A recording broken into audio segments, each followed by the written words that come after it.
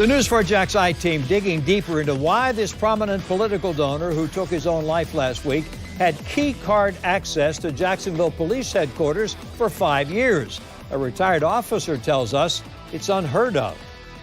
The sheriff's office confirms Kent Sturman was under a police investigation in the weeks leading up to his suicide last Thursday night. And 4 sources tell News4JAX it was a sexual misconduct investigation.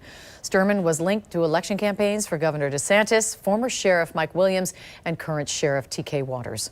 News4JAX I-TEAM investigator Janice Harris takes a closer look at the unusual access Sturman had at the sheriff's office. Janice. Tom and Mary, I talked to one retired JSO officer who told me Sturman's access was unheard of and believes the only way Sturman could come and go from police headquarters is if the sheriff gave him access. With the swipe of a key card for nearly 5 years, Kent Sturman was given unlimited access to the Jacksonville Sheriff's Office headquarters and more. A level of access retired JSO officer James Brown, a 30-year veteran, says is unheard of. Is this level of access normal for someone that is not a current or retired JSO officer? From my experience and when I was employed there, no. Access is controlled and limited to Sheriff's Office staff. Retirees are given access. Even that access is limited. Brown adds that even if a person works at JSO, they would not be given as much access as Sturman. According to data from JSO, this is a list of the hundreds of times Sturman swiped his JSO access card.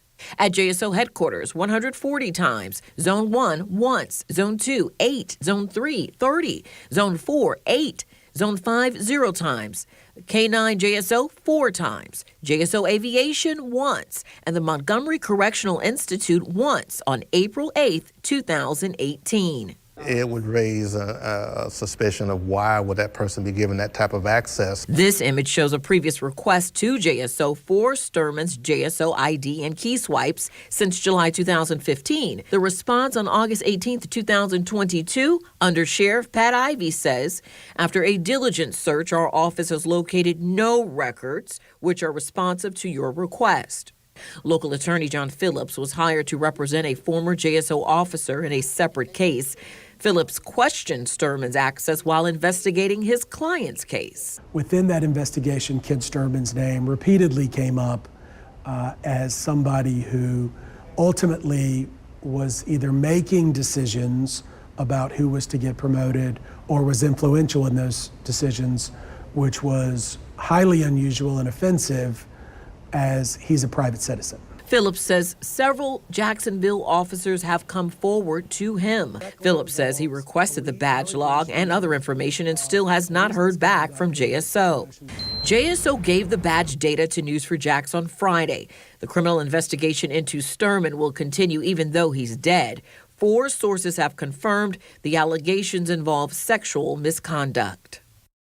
And we have sent a list of questions to JSO about Sturman's access at JSO over the 5-year period. We sent that this weekend. We also asked for a status update of those questions to get more clarification, and we are waiting to hear back. Mary? Janice, in addition to questions about his access to police headquarters, when will the sheriff's office criminal investigation be over? A date has not been given. According to JSO, it is an ongoing investigation. However, JSO Sheriff TK Waters, he did say last week, once this investigation is complete, the information will be released to the public.